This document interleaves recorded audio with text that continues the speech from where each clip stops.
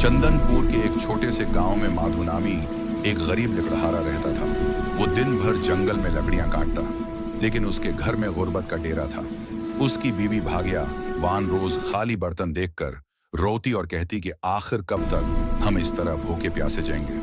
साधु की आमद। एक शाम जब माधु थका हारा घर लौटा तो उसके दरवाजे पर एक बुजुर्ग साधु आए और पानी मांगा। माधु ने खुद भौंका होने के बावजूद बड़े खुलूस से उन्हें ठंडा पानी पिलाया। साधु माधु की खिदमत से बहुत खुश हुए और उसे 3 जादुई वरदान दिए, 3 जादुई इनामात। माधु ने अपनी अक्ल इस्तेमाल करते हुए अपनी कुल्हाड़ी, अपनी करसी और अपने थीले के लिए जादुई ताकतें मांग ली। वो कुल्हाड़ी जिसे पकड़े बगैर कोई छोड़ न सके, वो करसी जिससे कोई उठ न सके, और वो थीला जिसमें बंद चीज कभी बाहर न निकल सके।